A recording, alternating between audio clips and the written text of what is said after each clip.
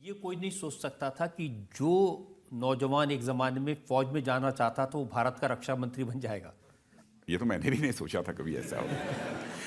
ये सही है कि जब इमरजेंसी लगी उस समय आप बड़े नेता बन चुके थे। उस समय मैं लेक्चरर था। 21 ईयर की एज में, 21 साल की उम्र में मैं फिजिक्स का लेक्चरर बन गया था। और थोड़ा सा पॉलिटिकली मैं एक्टिव था बहुत। मजदूरों के आंदोलन में मैं भाग लेता था और साथ ही साथ राष्ट्रीय स्वयंसेवक संघ की गतिविधियों में हमारी बड़ी सक्रिय भूमिका उस समय रहती थी। और एकाएक सारी पॉलिटिकल पार्टी ने जिले के मिलकर मुझे जेपी मूवमेंट जो प्रारंभ हुआ था उसका कन्वीनर बना दिया था, जबकि मैं सबसे यंग था जितने लोग थे। हेलो नमस्कार दोस्तों, कैसे हैं आप? मैं आशा करता हूं आप सभी लोग अच्छे होंगे। आज का शो बहुत ही दिलचस्प होने वाला है। एक साधारण परिवार से उठकर राजनाथ सिंह जी ने किस तरीके से राजनीतिक सफर तय किया, आइए जानते हैं उन्हीं की जुबानी। शो बहुत ही दिलचस्प होने वाला है, बने रहे हमारे साथ आखिरी तक। मैं सबसे यंग था, लेकिन लोगों ने जिम्मेदारी मेरे ऊपर दी और उसके बाद मूवमेंट प्रारंभ हुआ। मैं 18 महीने तक मैं जेल में रहा, लगभग 17.5 महीने या 18 महीने तक मैं उस आयु में जेल में था। लगभग 23 वर्ष की उम्र थी। पकड़े कैसे गए? मैं हमारी नई नई शादी हुई थी, घर पर था मैं उस समय।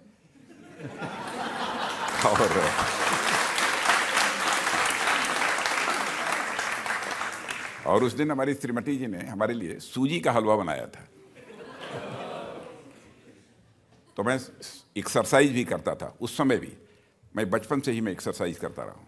उस समय भी मैं एक्सरसाइज करता था। तो छत पर एक्सरसाइज करने के बाद मैं नीचे आया था और उसके बाद स्नान करने के बाद जो ही मैं कपड़ा पहनने जा रहा था, तब तक नीचे से हमारे यहाँ काम करता था, हमारा सेवक जो था, उसने आकर कहा, साहब नीचे बहुत सारी पुलिस की गाड़ियाँ आई हुई हैं और मिस्टर उपाध्याय, उस समय इंस्पेक्टर हुआ करते थे कोतवाली के, वो भी हैं, डिप्टी एसपी भी हैं और वो आपको पूछ रहे हैं।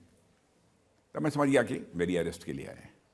तो मैंने कहा कि उन लोगों को बुला लो ऊपर, जो डिप्टी एसपी और इंस्पेक्टर हैं, उन लोगों को बैठा लो। कह दो कि मैं स्नान कर रहा हूँ, नाश्ता वास्ता कर लेता हूँ तो मैं चलूँगा। तो लोग बैठे रहे। तो फिर मैं बुलाया, मैंने कहा आप लोग भी नाश्ता कर लो। तो नाश्ता वास्ता करके फिर हम लोग गए, थाने ले गए। फिर बहुत सम्मान के साथ लंच वगैरह भी कराया उन्होंने। और फिर रात को लगभग 11 बजे मुझे वहाँ की डिस्ट्रिक्ट जेल थी, वहाँ भेज दिया गया। और फिर मुझे लगभग 200-250 अन्य लोग जो पहले से गिरफ्तार हुए थे वो एक कंपाउंड में थे, एक घेरे में थे। और मुझे उस समय सॉलिटरी सेल, तन्हाई जो है, दी गई। हमारे साथ एक आसाराम यादव जी भी थे, लाल जी थे, उनको अलग कमरे में और मुझे अलग कमरे में। तो लगभग, जहाँ तक मैं भूल नहीं रहा हूँ, तो 2.5 महीने या 2 महीने के आसपास मैं तन्हाई में रहा, सॉलिटरी सेल में रहा। और अब नई नई शादी हुई थी, तन्हाई में रहे तो पत्नी को तो पत्नी नाराज नहीं हुई? नहीं, पत्नी नाराज क्यों होगी? पत्नी पहले से ही स्वाभिमानी रही हैं और पत्नी को लेकर मुझे जिंदगी में कभी शिकायत नहीं रही है।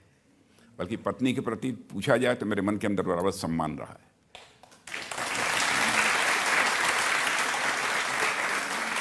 मैंने आपकी बायोग्राफी में पढ़ा कि जब पुलिस पकड़ के ले जा रही थी तो आपकी माँ भी वहाँ आई थी। नहीं, उस समय की बात नहीं है। यह है कि जब मैं तन्हाई में था, उसके बाद यह हुआ कि इनको इस जेल में मत रखो, इनको सेंट्रल जेल नहीं भेज दो।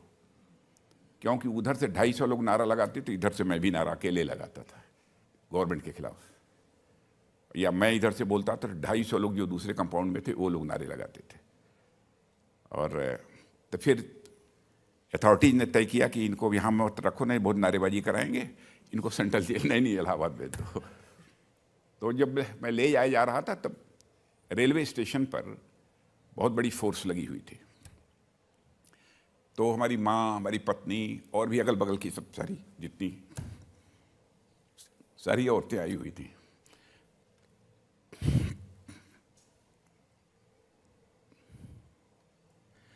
तो मेरी माँ भी थी उसमें। तो उसने देखा तो मुझे पुलिस से घिरा हुआ, तो उसने कहा, बेटा चाहे जो कुछ है क्षमा मत मांगना, माफ़ी मत मांगना, भले ही सारी ज़िंदगी जेल में गुजर जाए, मैं स्वीकार कर लूँगी।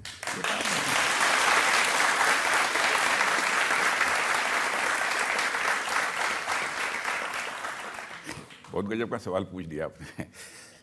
कठिन होता है हमारे लिए उस समय लेकिन क्योंकि आपका जाना तो था, लेकिन जो परिवार की हालत थी वो वाकई में। नहीं, हमारी पत्नी फिर हमारे ससुराल चली गई, अपने घर चली, और वहाँ पर एक कॉलेज में लेक्चरर बन गई थोड़े समय के लिए, पॉलिटिकल साइंस की।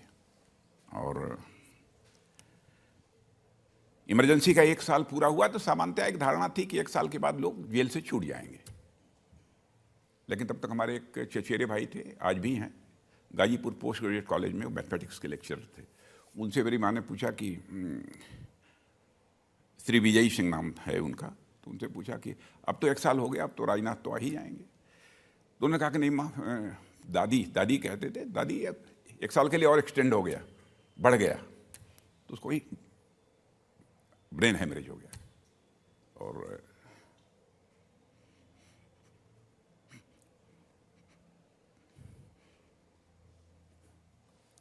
मैं समझ सकता हूँ कि कैसे क्या बीती होगी आपके दिल पे।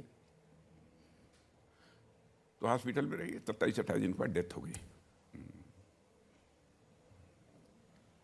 जब इमरजेंसी ख़त्म हुई, वापस आए, तो वो राजनीति में पहला कदम था आपका? पहला कदम क्या कहें, मैं आकर एक 3 कमरे का किराए का मकान था जिसमें कि हम लोग रहते थे, पति-पत्नी।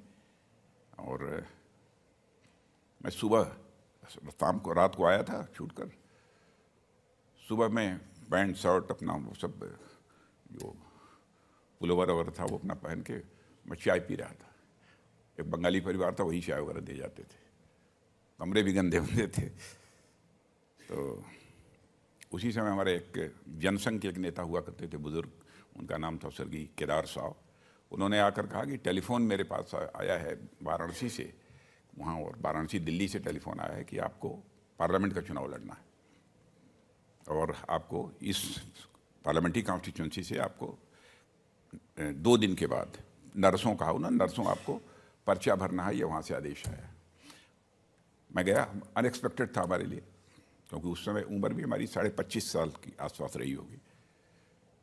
फिर मैं गया, धूम धड़ाका के साथ जो है पर्चा दाखिल हुआ, अथॉरिटी लेटर मिला, सब कुछ मिला। लेकिन फिर से उसी बीच जिस दिन हमको मजिस्ट्रेट ने सिंबल देने के लिए बुलाया, ये हम सारे लोग मौजूद थे, बहुत सारे एडवोकेट्स भी थे, हमारे मुरलीधर पांडे और रामाचार्य जी पांडे, ये पूर्व विधायक थे, जनसंघ के हुआ करते, तो वो लोग भी साथ में थे।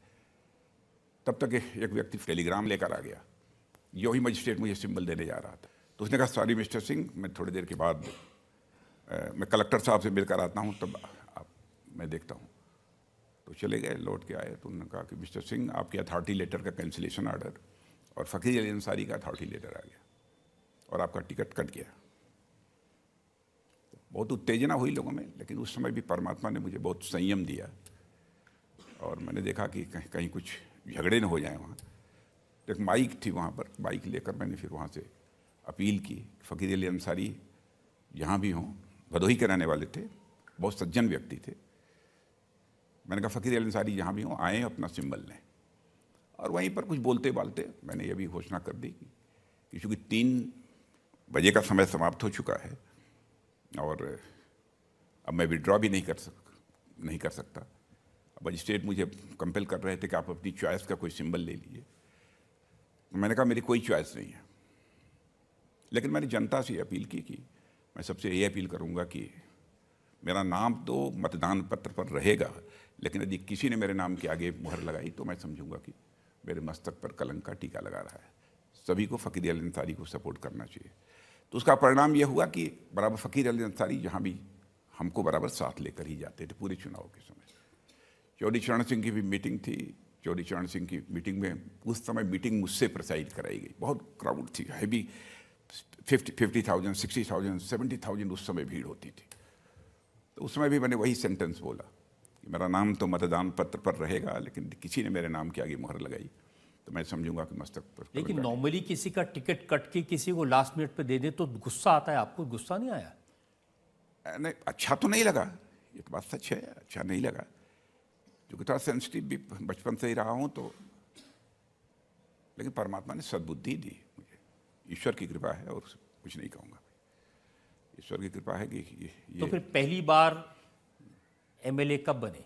77 में, वो भी चौधरी शरण सिंह जी ने ही मुझे सिंबल दिलवाया जनसंघ से, क्योंकि उनकी मीटिंग जो मैंने प्रोसाइड किया था 3-4 मिनट में बोला था, लेकिन वहाँ से टेक ऑफ करने के बाद जब वो लखनऊ गए तो वहाँ पर पंडित माधव प्रसाद जी त्रिपाठी, रविंद्र किशोर जी शाही हमारे लीडर हुआ करते थे उस समय, उन लोगों से कहा कि ऐ जनसंघियों, एक टिकट हमारी तरफ से उस लड़के राजनाथ को देना है।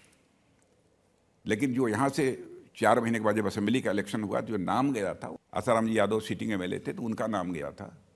लेकिन जब दिल्ली आया तो चौधरी चरण सिंह ने कहा कि एक टिकट क्या जनसंघ के लोग हमको नहीं दे सकते, तो उन्होंने उनका नाम काट कर मेरा नाम लिख दिया, मैं एमएलए बन गया। मैं आशा करता हूं आपको शो पसंद आया होगा। ऐसे इंटरेस्टिंग और धमाकेदार शो देखने के लिए हमारे चैनल को सब्सक्राइब करें, वीडियो को शेयर करें। मिलते हैं ऐसे एक और इंटरेस्टिंग डिबेट शो के साथ में।